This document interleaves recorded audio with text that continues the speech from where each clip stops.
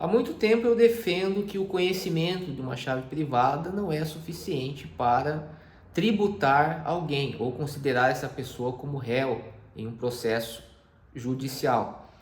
Eu já tornei explícitos meus argumentos jurídicos em um artigo que foi publicado no Conjur, falando que não faz sentido do ponto jurídico eu dizer que o sujeito que conhece uma chave privada é proprietário de Bitcoin. Fiz muito antes da medida provisória 1303, que pretende aí tributar de forma mais severa operações relativas a ativos virtuais, né? Um conceito problemático aí da Lei 14.478 de 2022. O que eu quero fazer no vídeo de hoje é trazer argumentos para mostrar que não apenas do ponto de vista da propriedade, do direito de propriedade não faz sentido eu querer tributar alguém com base em autocustódia, mas também não faz sentido em relação à posse. Ou seja, mesmo o sujeito que tenha conhecimento de uma chave privada, ele pode não ter a posse do criptoativo. Eu vou provar isso para você. E veja que hoje nós tivemos uma matéria no Livecoins, onde o articulista pergunta: existe diferença entre chave e código? E ele diz que não existe diferença. Para tentar contestar aqui o artigo 35 da medida provisória, que diz o seguinte: que as operações em que os ativos virtuais estiverem sob custódia do próprio contribuinte, residente no país, inclusive quando possuir chaves ou códigos que possibilitem, sem intermediário, acesso ao controle e à movimentação dos ativos virtuais, que permitam a realização de transferências de endereços públicos, assim como a realização de operações correntes financeiros, centralizados ou não, com ativos virtuais.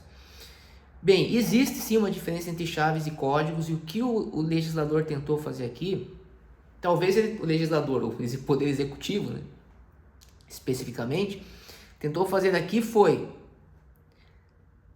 colocar uma impossibilidade de eu escapar dessa legislação tributária por meio do DeFi, por meio de operações que nós ensinamos você a fazer desde 2020, no nosso curso de programação para DeFi, e que você pode ter acesso por meio do site defi.com.br.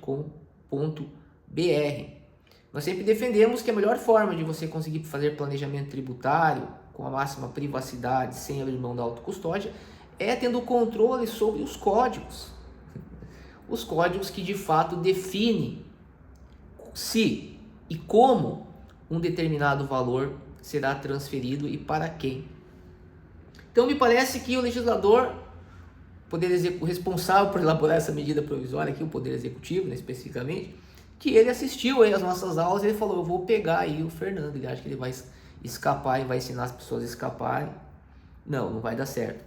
Nós vamos ver que sim, vai dar certo, porque esse artigo ele é equivocado, não por, conforme diz a matéria do Livecoins que saiu hoje, com o seguinte título: MP 1303 reconhece o direito de autocustódia de ativos virtuais. Não pelo fato de eu não ter uma diferença entre chave e código. Sim, eu tenho uma diferença e o legislador nesse ponto ele acertou. Mas essa medida provisória ela não faz sentido, assim como qualquer outra defesa da tributação da autocustódia baseada, seja no direito de propriedade, seja até mesmo na posse. Eu já defendi, já fundamentei um artigo no Conjur, com base nas especificidades desse tipo de tecnologia, que não faz qualquer sentido nós dizermos, do ponto de vista jurídico, que alguém é proprietário de Bitcoin ou é proprietário de um ativo, qualquer outro criptoativo, a partir do conhecimento de uma chave privada. Trouxe nesse artigo, inclusive, problemas sérios que colocam a liberdade de inocentes em risco, quando eu penso em termos de propriedade.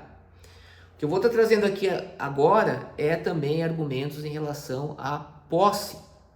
E eu vi muitos especialistas da área jurídica, inclusive, que defendem, né, a possibilidade, né, de eu dizer que o sujeito que conhece a chave privada tem a propriedade. Infelizmente, com todo respeito, eu tenho que dizer que está faltando estudo. Está faltando estudo para essas pessoas de questões técnicas. Ou seja, é aquilo que eu já dizia lá atrás, você precisa estudar programação aplicável ao mercado de criptoativos, independente da área que você esteja. Não importa se você é advogado, se você é contabilista. Se você quer ser especialista em criptoativos, você precisa estudar. Eu não falo isso para desmerecer o trabalho. São pessoas muitas vezes que estão fazendo um trabalho incrível de fomento à educação, mas isso aqui é uma questão séria, eu não posso me calar, entende? Porque isso aqui é uma coisa que se diz respeito à liberdade, diz respeito ao patrimônio, diz respeito a você evitar injustiças. Então eu sou obrigado a trazer e apontar os equívocos, porque eu estou falando de uma coisa séria, estou falando de algo que pode comprometer a vida das pessoas, certo? Então, feitas essas advertências, mais uma vez, no artigo que eu vou deixar disponibilizado aqui, eu já falo sobre as incongruências de se dizer que alguém é proprietário com base no conhecimento da chave privada, o que já inviabilizaria a própria tributação em casos de autocustódia ou casos, conforme diz aqui o artigo 35, relativos aí ao uso de códigos, né, para ter o controle, entre aspas, né, conforme nós vamos ver, das operações. Bem, qual que é a questão fundamental aqui? A questão fundamental é que, justamente baseado nessa diferença entre chave e código, é que eu posso transferir ativos virtuais, né? Aí você não sabe se é ativo virtual, se é a mesma coisa que criptoativo, porque não é, pela lei não é, mas como a lei não soube especificar, não soube fazer uma taxonomia adequada, conforme ocorreu no âmbito da União Europeia, então virou uma salada de frutas, né? É ativo virtual, é criptoativo, é criptomoeda, ninguém sabe exatamente a diferença. Mas tem, tá? Tem uma diferença. Então você tem lá, por exemplo, o caso em que eu consigo fazer uma transferência ou ter um controle sobre um determinado conjunto, né, de criptoativos sem ter conhecimento de uma chave privada específica. Isso é um caso perfeitamente possível. Então, eu tenho a chave privada, eu tenho a posse. Não, nem sempre. E o sujeito pode utilizar esse conhecimento para se esquivar de forma muito sofisticada da tributação. E pode até, muitas vezes, se esse tipo de artigo for aprovado, pode até incriminar um terceiro, que não tem absolutamente nada a ver com a operação. Como sim, Fernando? Explique isso melhor. Simples, eu consigo programar uma função em um smart contract, que seja detentor do conjunto de recursos, por exemplo, que possa ser chamada por qualquer pessoa, independente da chave privada. Qualquer pessoa pode chamar aquela função. Só que na lógica de implementação dessa função, eu posso escrever ali algumas condições, alguns requires, né, conforme nós usamos em Solid. Que, por exemplo, apenas se a pessoa mandar um determinado hash de algum secret, que inclusive pode ser composto até por meio de um hash de uma outra chave privada, uma série de possibilidades técnicas aqui, se eu conseguir, apenas se eu enviar essa informação, que o smart contract deve reconhecer, eu posso, por exemplo, alterar o owner daquele smart contract, ou seja, aquele que tem o controle sobre outras funções do smart contract. Posso até mesmo determinar a transferência desses criptoativos com base nesse código, né, vamos dizer assim, que seja enviado pela função, que possa ser acessada por qualquer chave privada. Então, o que eu estou querendo dizer aqui? Eu estou querendo dizer aqui que eu consigo implementar uma lógica onde o sujeito que tem uma chave privada e que possa chamar uma função de um determinado smart contract, que esse sujeito não seja capaz de fazer absolutamente qualquer coisa em termos de transferência de recurso ou qualquer coisa que possa ser feito por meio daquela função sem que ele tenha algum outro conhecimento muito diferente da chave privada. E a pessoa que pode inclusive ser um outro código. Então a pessoa que vem a ter conhecimento desse código, por exemplo, é que vai conseguir acionar aquela função e obter, ou melhor, vai conseguir acionar, qualquer pessoa consegue, mas vai conseguir obter o efeito programado naquela função, que muitas vezes sequer está muito claro. Se o sujeito ele tem uma ideia, por exemplo, de conseguir algo em termos de privacidade absoluta, ele pode utilizar uma série de recursos aí lógicos para dificultar a identificação. Então veja, não faz sentido eu querer tributar esse tipo de operação. Por quê? Porque eu não tenho o sujeito passivo identificado. Ele até pode ser identificável, mas o problema é que esse processo de identificação ele não está claro. É preciso estudar melhor a tecnologia, é preciso conhecer um pouco melhor acerca das possibilidades para que nós não venhamos cometer injustiças. como aqui, por exemplo, eu já mencionei no artigo que fala sobre o direito de propriedade. Agora aqui a questão da posse é a mesma coisa.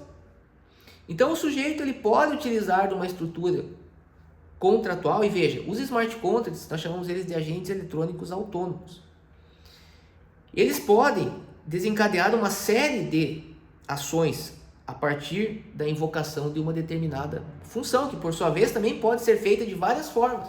Eu não estou nem colocando aqui a inteligência artificial e o papel dos agentes que hoje estão sendo utilizados, né? Os agentes inteligentes, né?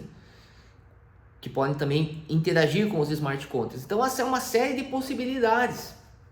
Então, o sujeito que eventualmente tem até o controle sobre um determinado código, necessariamente ele pode não ter a posse final dos recursos. Ele pode, de repente, até ter conhecimento daquele hash que vai fazer parte ali da informação que a função vai exigir, né, de modo a desencadear o efeito pretendido. Mas esse efeito pretendido pode estar conectado à chamada de uma outra função, por exemplo, que venha a ter um outro efeito, um terceiro efeito. E assim por diante, as possibilidades são várias. Certo?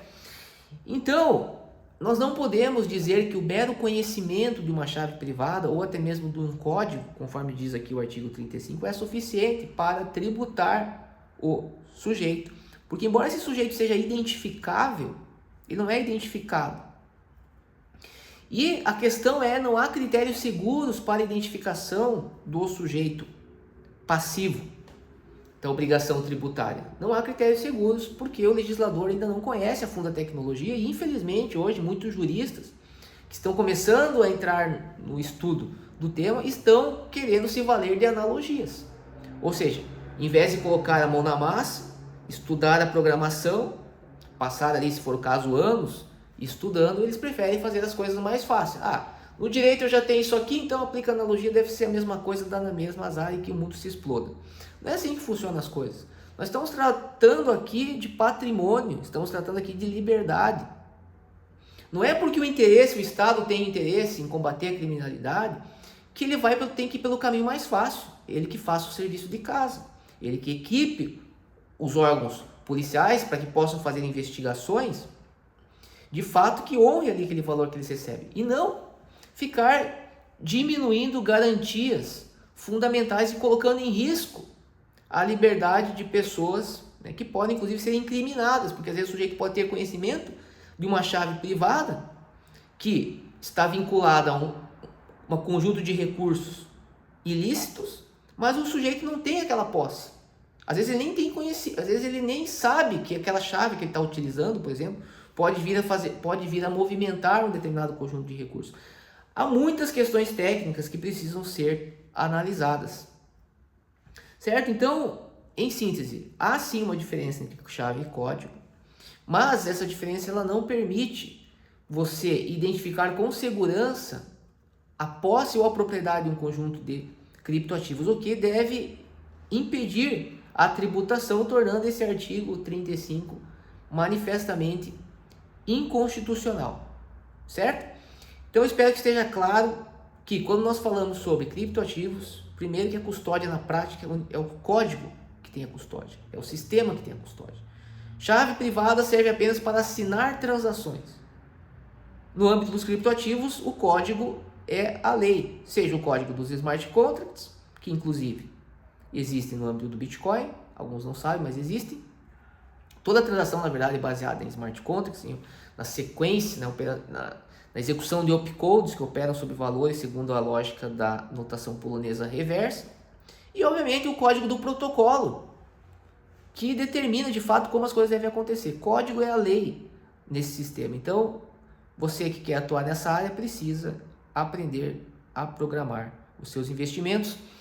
E você pode fazer isso por meio do nosso curso defi.com.br, o único curso que ensina você, por exemplo, a desenvolver sanduíche ataque sempre com propósitos educacionais. Nos vemos no próximo vídeo.